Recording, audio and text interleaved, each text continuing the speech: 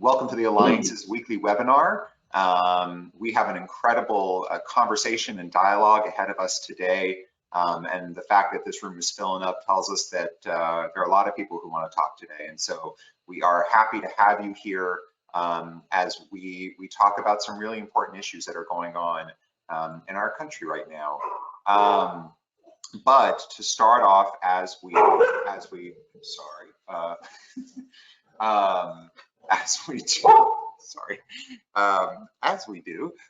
each week, we will take a moment of silence. I think this moment is one that really will touch us in some important ways. We not only have to continue to mark the loss of the over 106,000 people who have lost their lives to COVID-19, but I also think it's important for us to note the loss of many lives due to a variety of unfortunate circumstances. And I think it's important that we reflect on the fact that all lives matter, including all Black lives. And so this is a moment for us to take a second and acknowledge their lives and the loss that we have seen. So if you will join me, thank you.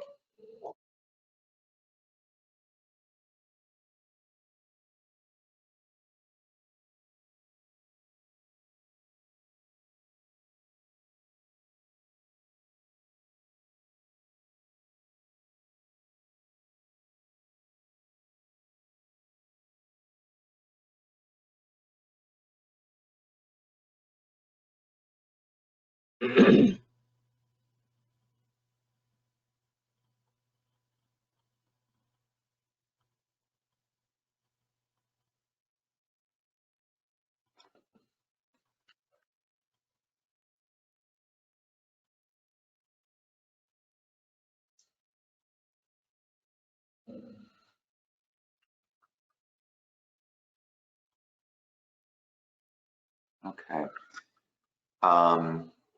Our hearts and our minds are with a lot of folks today. And so thank you for taking the time to be here. And the Alliance is very eager to have a conversation with our community, both nonprofits, philanthropy, volunteerism, but also the Mississippi community, about what the role of our organizations is in this time and what role we can play. And so to start us off in that dialogue and that conversation, I'm going to turn it over to Sammy Moon, our Executive Director. Thank you, Dave.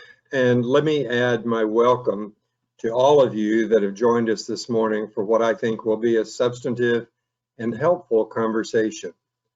I'm hopeful that this dialogue and your direction will help the Alliance further frame and plan our approach to addressing the issues of diversity, equity, and inclusion.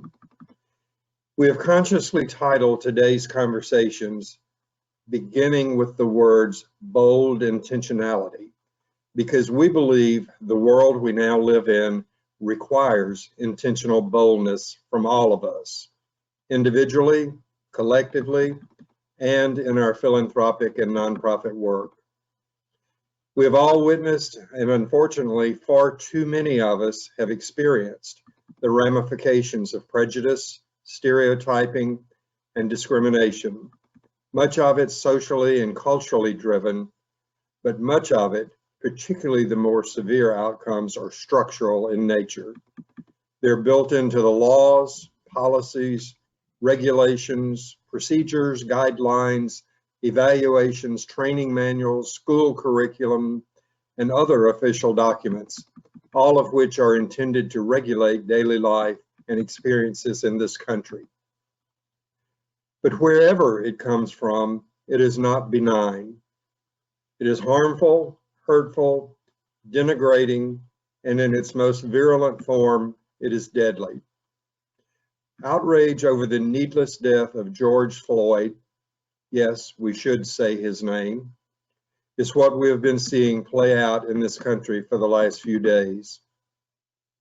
I believe we're in a time where each of us is being called on to do a lot of self-examination and soul searching about where we stand on issues of racial, social, and economic justice.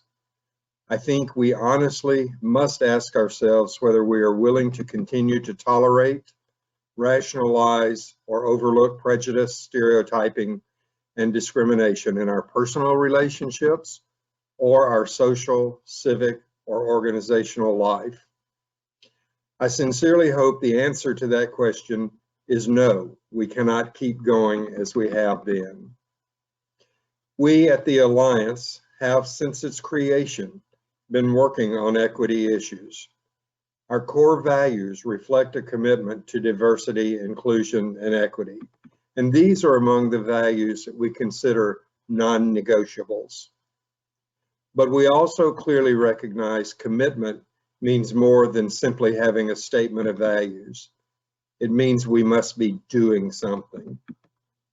We have consciously worked to ensure staff, board, trainers, consultants, curriculum, every aspect of the Alliance's work demonstrates our commitment. We're vigilant about our internal organizational structure and operations, but we also are committed to helping and supporting our external members and partners reflect these sacred values. Please don't get me wrong. I do not claim perfection, either in personal, professional, or organizational life. But I do commit to you that within our sphere of influence, we will be intentional about working with you to be the change that we all want to see, so that our children, families, and communities all live free from prejudice, stereotyping, and discrimination. At this point, let me introduce Ellen Collins, who is the Chief Operating Officer at the Alliance. Ellen is going to talk a bit more about our work around equity and will help set the stage for our bold, intentional discussion with you. Ellen? Good morning, and thank you, Sammy.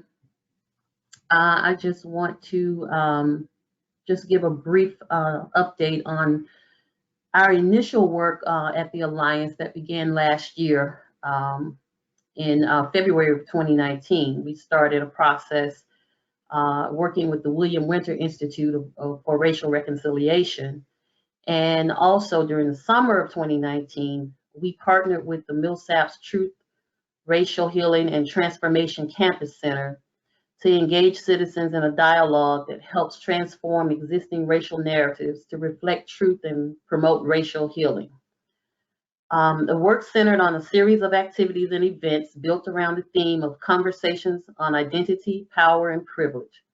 And this partnership brought in 3 nationally acclaimed authors and playwrights, Nikki Giovanni, Tim Wise, and Fenshin Cox D. Giovanni.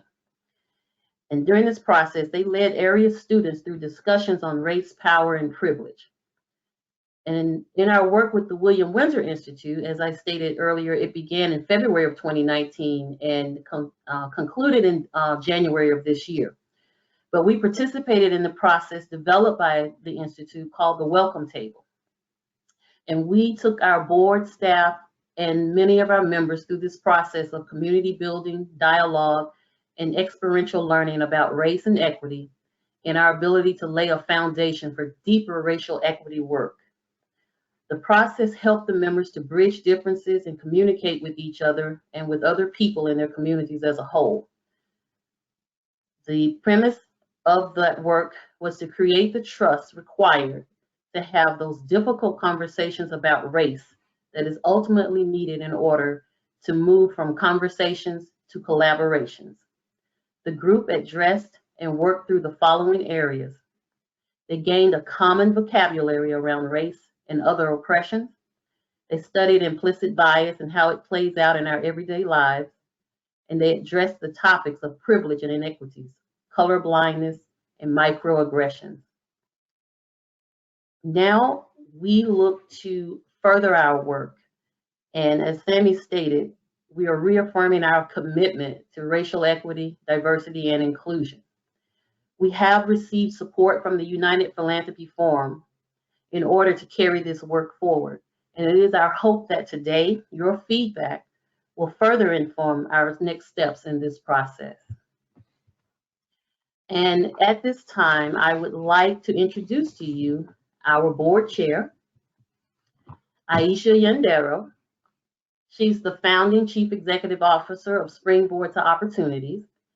And you may be familiar with her work at Springboard, where has led the very first of its kind guaranteed income program for single Black mothers that has taken place in the history of the United States, the Magnolia Mothers Trust. And we applaud the work that she has done there. Aisha, thank you so much for being with us today. Thank you for being our current leader on the board. And I open the floor to you and back to Dave. Thank you, Ellen, and thank you, Sammy, for setting the stage. And so really, what this is this morning, just want to set the floor for what we are hoping to accomplish. This really is a conversation. When we have at the Alliance this last week, as we've been talking about and thinking about how best we can serve this community right now and really what is necessary, not only in the state of Mississippi, but also how do we lend our national voice to this? And how do we use the platform that we have to really talk about the inequities that are manifesting itself currently? But as many of us know that these inequities and inequalities have been the undercurrent and fabric of our nation for centuries, and they just now are bearing witness in what we're seeing with the COVID-19 pandemic, as well as the racial uprisings nationwide.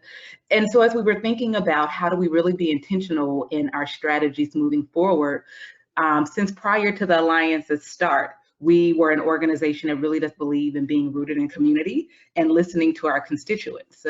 And so we decided, why should this be anything different? Why is this time any different? How do we really move forward together? And how do we go about creating a platform where we can listen to all of you all about the strategies that are necessary for this time that we're in, but not only for the time that we're in, how do we be bold in thinking about what is on the other side of this?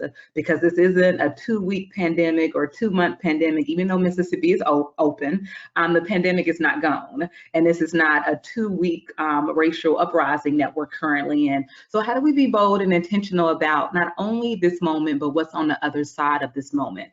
And how do we really create and provide a platform for all of you all to tell us what it is that we need to be putting in place to be best of servants to this community of nonprofit and philanthropy. So whether or not those are conversations moving forward, where we have more open conversations in round tables, or is it, support? If we really need to be saying, okay, how do we have honest conversations within our communities about overt and invert racism? Or is it, the need for more consultants to come in and help with staff training? We don't know what the answer is. And we'll be very honest with that. None of us have ever been in this moment in our lives. And so it's the framing of a conversation that we're hoping that we can have here. How do we be very intentional about what it is that we're providing, and how do we continue to listen and support the communities moving forward? If we were not in the midst of a global pandemic, we would be having these conversations in community via focus groups.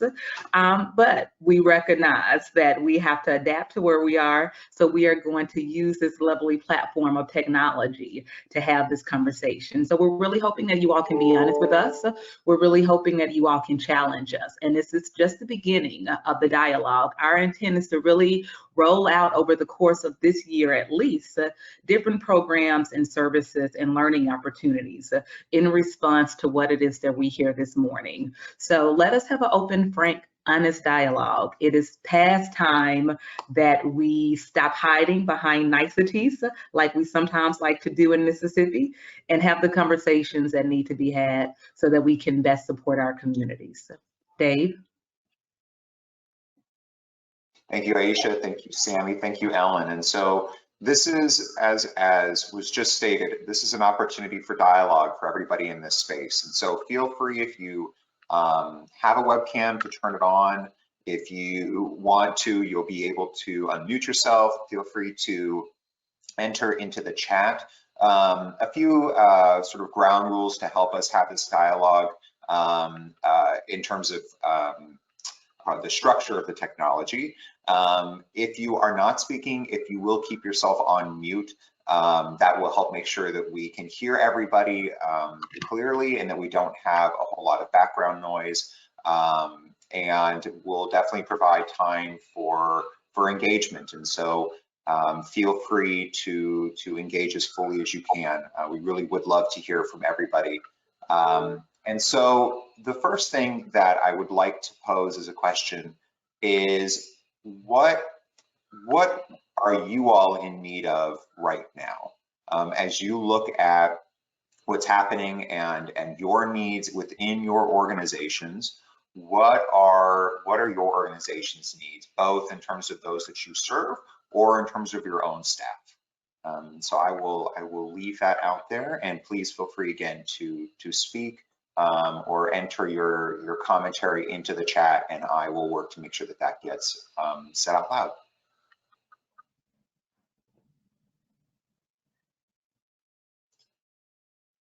Hello, this is Peggy Henderson from Family Biz Builder. Hi, Peggy. Yes, to answer some of the questions that you all just addressed, with our organization, the biggest need right now is to retrain the team, retrain the people, because when we started, the organization was established in 2014. So we had systems in place running after school programs using the county facilities. And when COVID happened, then everything changed. So we had to restructure, and we were in a after school space, but then immediately we had started working with the parent. And let me just tell you a little bit about what we do. The name of the organization is Family Biz Builder. The mission is to provide character, life skills, and educational training programs. And so we were operating out of the parks and recreation centers, and also Tunica National Golf and Tennis, and in the after school program. And so when COVID happened, immediately both programs closed down because we had no facilities. And being an after school program, we serve the kids after they get out of school in the rec centers. So we immediately went remote with the literacy and education program. That's one of the programs. We also have a tennis, a sports and fitness NJTL program. So immediately the tennis program stopped. So we couldn't do anything. So now when we went remotely, we were able to serve more people better in the homes. But now we have to train everybody. And the area that we need help is the area of fundraising. Now, we have started paying consultants. Hold on, Peggy. And you all know. So Peggy, excuse me, just when you say retrain, can you just explain what that means? Is retrain in operations or retrain in better strategies? Better strategy. Well, systems in place for training the team to operate different. So like in our program, we have the parent liaison, because that parent liaison goes in and make the kids sure the kids are registered, make sure the mentors, and we have volunteer mentors, and we also have mentors that we pay, and making sure the system works. So systems of operation, I should say, I guess. The systems of operation need to be rewritten. And the other areas that we need help is, well, we're already paying somebody to help us fundraise. We're using Network for Good and all those, and it's starting to work. But the other area we need is grant writing, because the grants are out there. I see that they're coming up, but we do need more professional help in writing those grants, because we don't want to waste the money that we have trying to get grants that we might not even qualify, all of these things. We don't have time to waste anymore. Okay. Got it. Thank you so much for that. Is there anyone else when we think about the support that's needed right now? So we definitely, will continue to provide training as it relates to fundraising and grant writing and those things, but anything specifically related to where we are now in this moment that individuals are thinking that they may need help with using the DEI frame, as we're talking about diversity, inclusion, and equity and inclusion. Are there any supports that individuals can think that they need right now using that frame? Hi, this is Kimberly Massey. I'm a consultant that has worked with the Alliance, and I work with private clients as well. Thank y'all so much again for doing the weekly training. I know it's been very helpful for everyone. I'd like to speak for a second about the issues around equity and the racial concerns that we're dealing with right now. I had the opportunity to go through the William Winter Institute training offered by the Alliance, and it was a phenomenal experience. There are certain things that I learned just an incredible amount about myself and about others. And one of the things that it identified, well, I knew, but it brought me further along the continuum, but I'm still lost, especially in conversations that we're having in our communities right now. And that is the fact that I have trouble even right now. White people don't have a vocabulary for having these discussions. There are people, Ellen DeGeneres was just called out for using the term people of color in a conversation because they felt like it would have been more appropriate to talk specifically about Black people in this situation. I was called out earlier by my daughter because I said African Americans instead of Black people. These are all difficult things when we don't have a vocabulary to even use words of racial healing. If you don't even have an appropriate term that you know whether or not you can use. So if I'm someone who cares deeply about this issue, don't even know what words to start with, people who are on the fringes and are starting to care, then they're even more silenced than I am.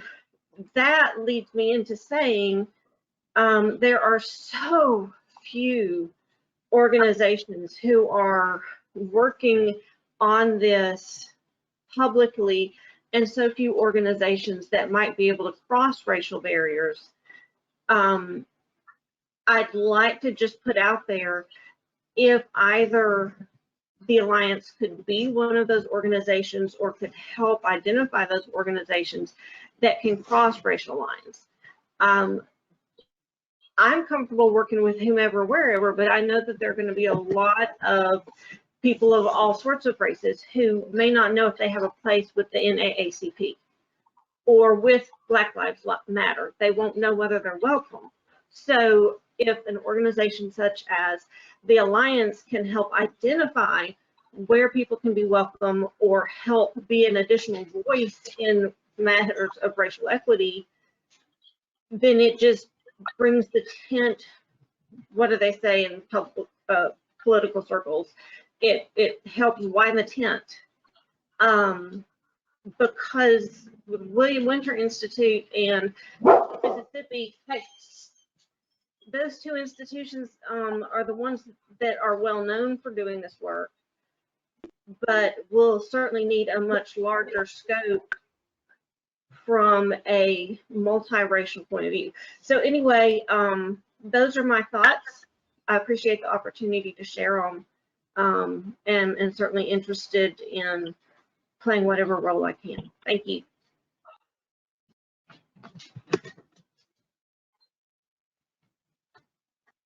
Aisha, thank you, Kimberly. Aisha, I think it looks like you're trying to say something, but I can't hear you. Would you mind restating what you just said?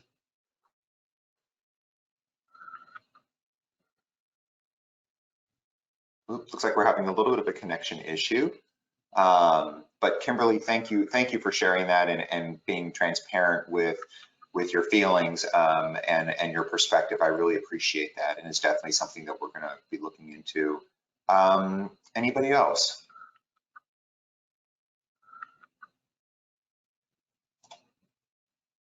Okay.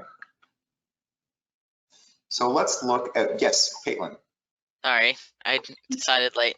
I was really interested in what Sammy was talking about at the beginning of this conversation about thinking about the policies and procedures that perpetuate some of these No. systems. And I know that's a No, project. and Kimberly, thanks for sharing for that. And just to make it, I've captured the essence of what. Press home now. Ooh, delayed. You know. Oh, okay. Glad you were able to say your thing, even if it was a couple minutes late. I guess I was just interested in maybe if there are other organizations who are kind of working through that process. Our National Association calls it working groups, but I would be interested in if there are other organizations that are kind of going through that process. It's something I've been doing kind of here and there on my own when I can, but you know, having a group of folks to kind of gather regularly and talk about things that they're finding and examples, and just kind of like recognizing when it's happening and when we have opportunities to actually update and change those policies and procedures.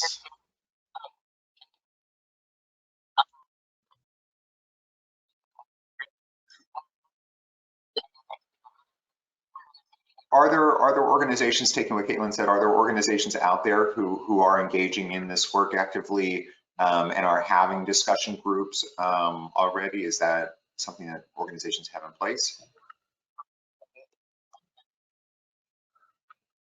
Caitlin, this is Sammy, and I'll just mention the fact that we, the Alliance, offers up opportunity in some way with that with our affinity groups.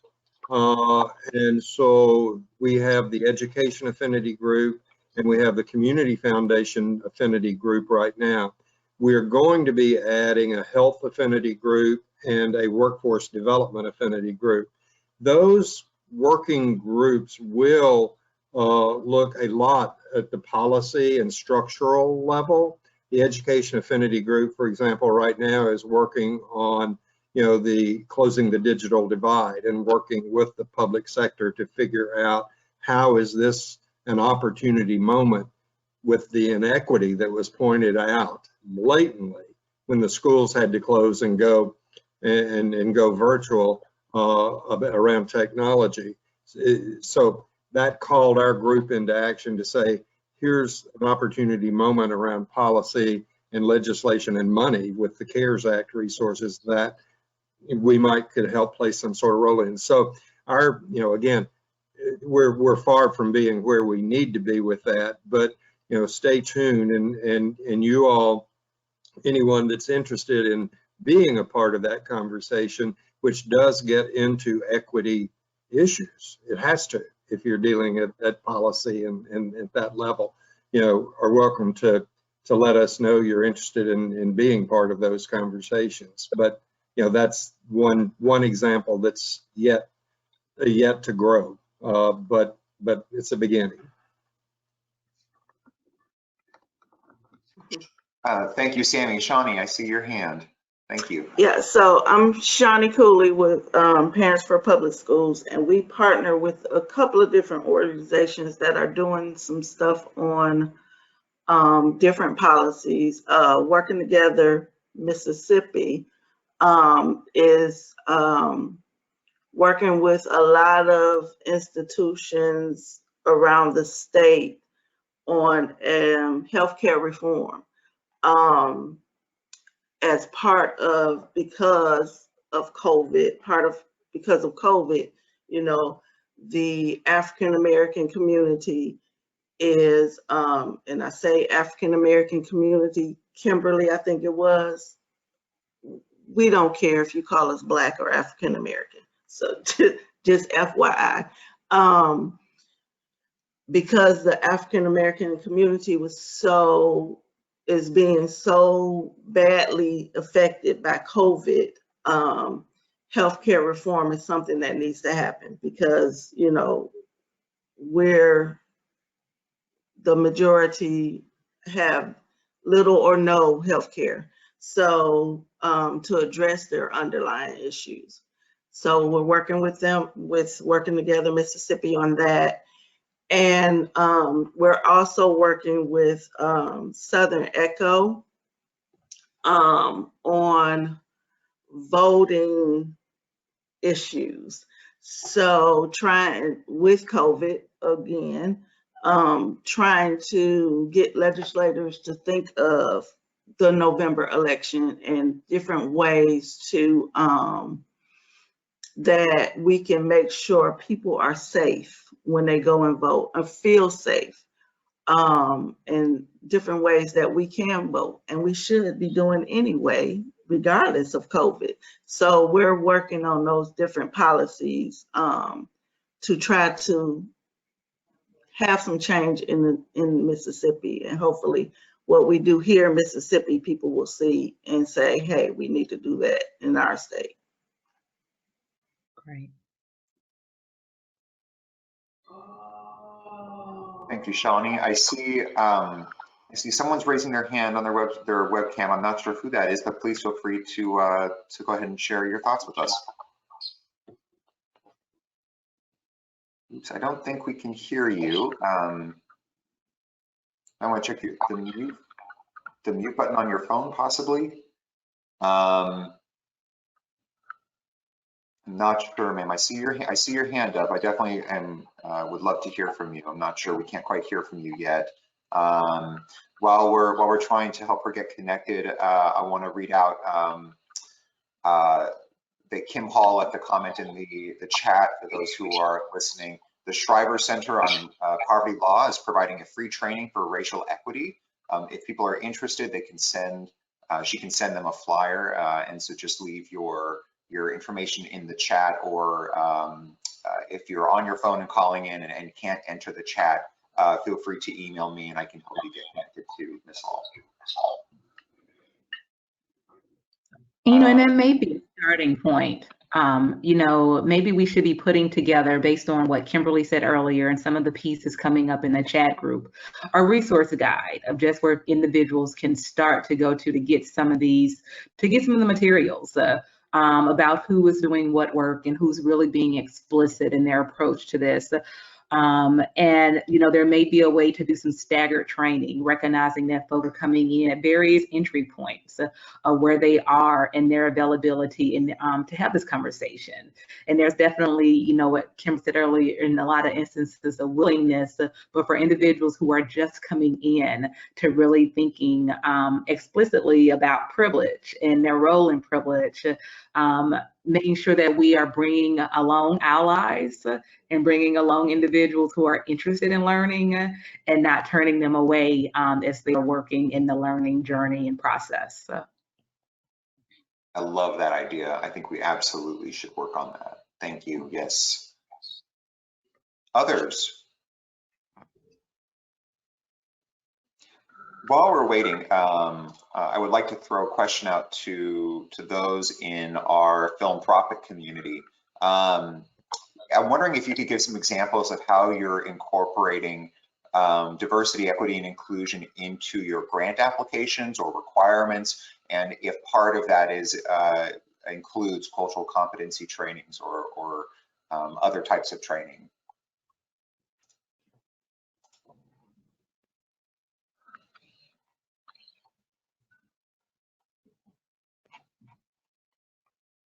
Anybody?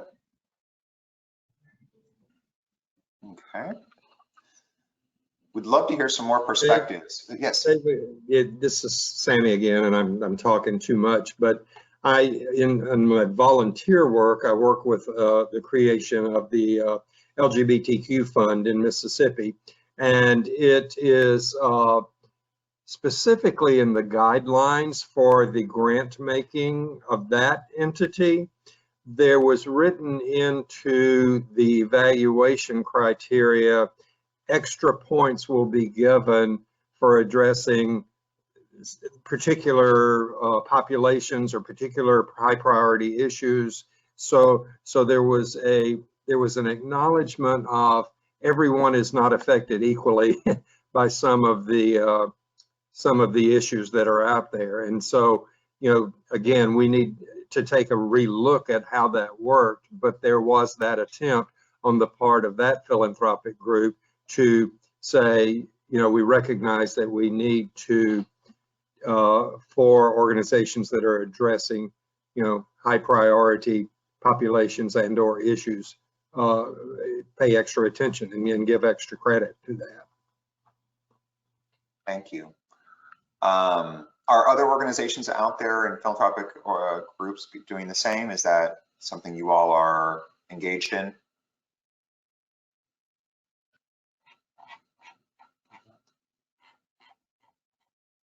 And if you're not engaged in that, is that something that your organization is even interested in getting more information about? Because it's one thing to currently be engaged in a practice, but as this moment, as we're moving forward with bold intentionality, is that an offering up that may not only serve your staff and your team, but the broader community that you're working in, to really explicitly be having those conversations and looking at your grant making practices.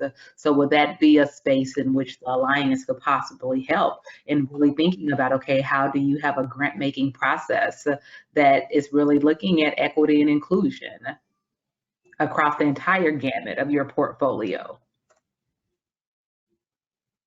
Absolutely, absolutely.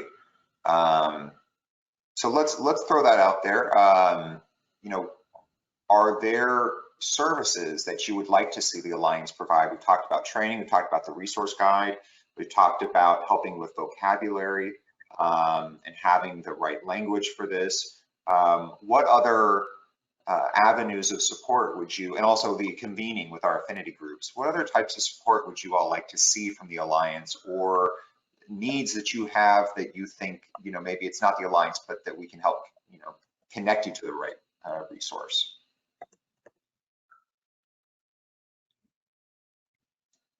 This is Marcy Skelton.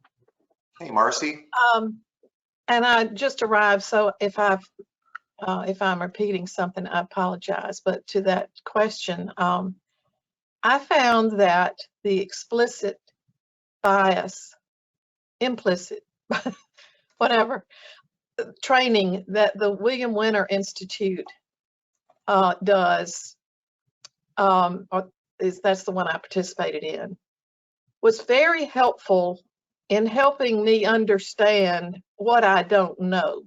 Mm-hmm. And so it's difficult to say, here's what we need, if you don't know what you need. Because many people, I think part of what's going on is that people think they're okay, when in fact, they're way off the mark. And but you have to do it intentionally and slowly, I think, in an educational setting and not a lecture. So I don't, that might be a way to start. Now, if this is not what y'all are talking about and I misread because I just clicked in, forget it.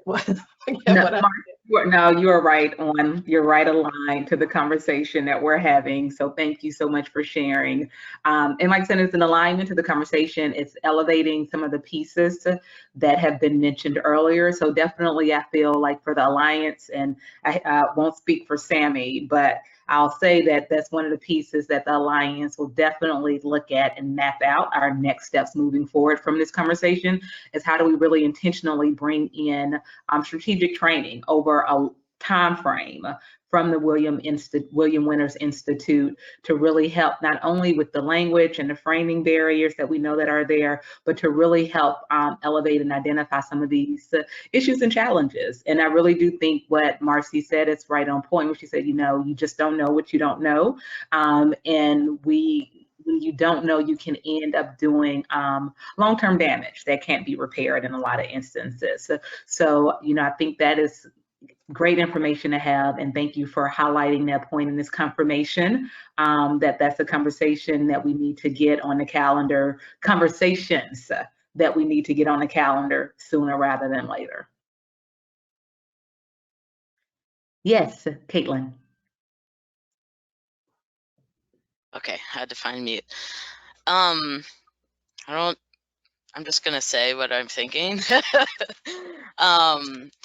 I'm hesitant to institute any additional requirements for our funding. So we oversee AmeriCorps grants and federal funds, and there's already a high bar of requirements. And so every additional requirement that we put into place, requires resources on the part of our grantees, and they're already trying to accomplish some pretty amazing feats out in the field. And the other piece that I struggle with is I think some of our grantees probably know more about equity and inclusion than we do. So it's a priority, and I agree that we need to incentivize organizations to take equity seriously and learn more about it and be intentional about how they carry out their work. But I'm always hesitant because I'm like, I don't know if I'm the person to be telling them like what they need to do that. So I know that I don't know if that's like an okay thing to say, but I mean, I just want to be honest about what I'm kind of struggling with here. Is like, I don't want to, over institutionalize some requirements when I already know that requirements can restrict access to resources for people already. So I guess that's the balance I'm trying to figure out when I think about our work, is like, okay, how do we balance, prioritizing things that we think are important with administrative burden? Does that make sense? If I could say, Stuart Rockoff from the Humanities Council, sorry, Dave, I'm kind of jumping in, that we think a lot at the Humanities Council about the equity in terms of our grant making, and, very much thinking how we can make our grant accessible, how we can reach out to organizations that may not be already getting grants. So I think this conversation about equity and access needs to really happen on the grant maker side. I mean, how can us as a grant maker do a better job of reaching organizations that are not typically receiving grants? I've been involved in other organizations that give grants where in a region that is, well, it's the devil, I'll just say, no need for euphemisms, where by the way the program is structured, it tends to benefit largely white-run institutions. And so I think having a conversation about how we can design our grant programs to make sure that that doesn't happen, especially in a state like Mississippi, especially in the Delta, I think that's an important conversation for grant makers. Absolutely. And I want to thank everybody here for helping to ensure that this is a safe space and a safe place for dialogue.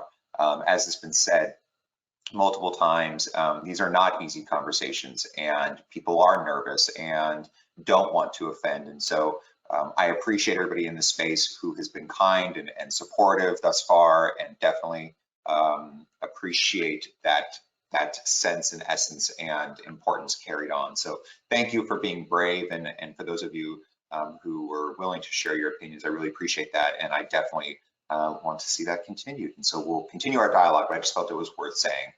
So thank you to everybody who's spoken so far, and to the members of this group. So let's, I see the chat is continuing to fill up. So I'm going to read a few comments here.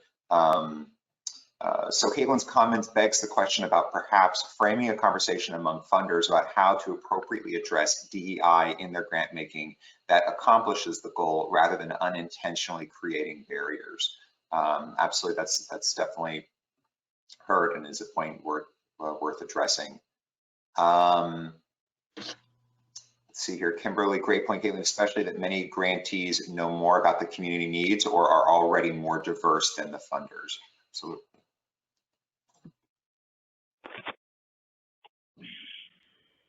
I think I hear somebody coming on. Hello. Hi, who is this? Gloria Dickerson, you all couldn't hear me. Hi, Gloria, great to hear from you.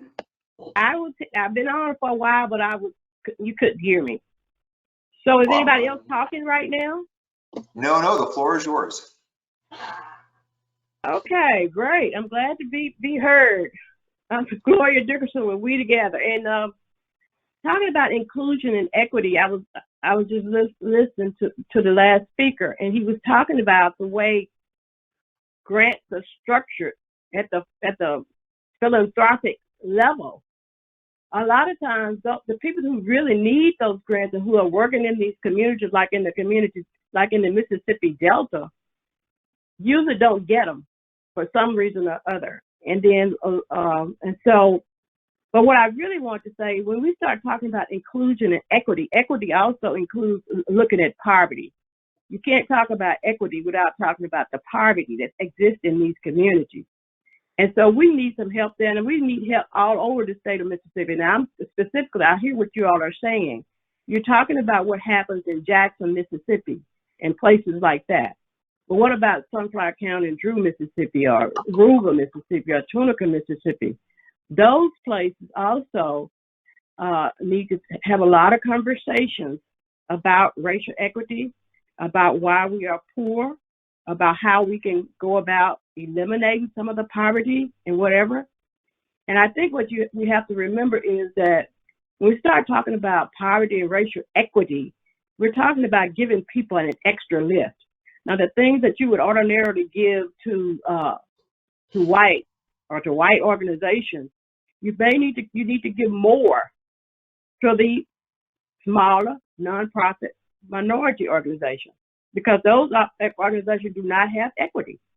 So when we start to think about equity, think about how you are giving and who you're giving it to and what communities are they in and how vulnerable those people are in those communities, and doing something local on the ground, right here on the ground, not from Jackson or whatever, but local organizations can handle some of this work. I'm here. I know how to do racism 101. I know how to do African American history. I know how to do all those things, but the grants go to somebody in Jackson. So that's what I'm saying. Look locally and try to help the organizations who are really struggling themselves. The organizations are living in poverty themselves. And so what do we do about those organizations? So that's all. That's what I wanted to say. Can you all still hear me? We can, and thank you, Gloria, for issuing that challenge and reminding us and continuing to remind us that it's a statewide issue. It's just not a Jackson issue. And how do we lift up the local expertise? Because that's definitely important. Okay, thank you. So we have about 1 or 2 more minutes before we take care of some Alliance business. And so feel free to, if you have any final remarks, please feel free to share those now. We'd love to hear from you, or enter them into the chat.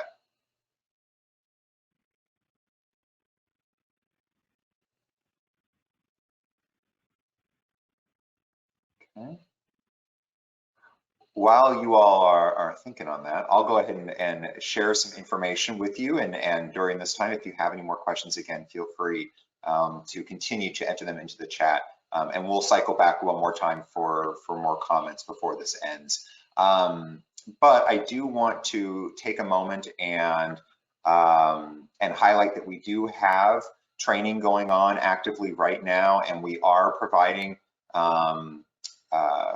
training for free for 3 organizations. If you go and register for training right now on the website, if you register for 3 or more, one of those can be for free for the first 3 participants. So please, we're trying to make sure we get training out there. And so I want to highlight for you, I'm going to share my screen so I can show you exactly what it looks like on our website. If you go to alliancems.org, this is our homepage. If you go to Learn, and then you go to Trainings, click on that. You will see 2 buttons over here, Learn About our June trainings and Register for June trainings. If you click on the Learn About, you'll see the list of trainings. And when you click on that, it will take you to a page that lays out the date, the time, the course description, and the learning objectives. So we have about 15 trainings that are scheduled for the month of June. So this is definitely a busy time with lots of opportunities out there for people to learn a variety of information. And so I hope that this is valuable to you and that we can see you in some of our trainings. And I'm going to pause there. And also I should say, we would love your feedback on these weekly webinars. If you go to our webpage under weekly webinars, there's a link to provide us your feedback. We'd love to hear from you. We want to know how we can make these more meaningful, more impactful, and more valuable. And so please take a moment and let us know how we are doing and how we can do better. And so with that, again, I want to open the floor up to individuals who would like to leave any final comments.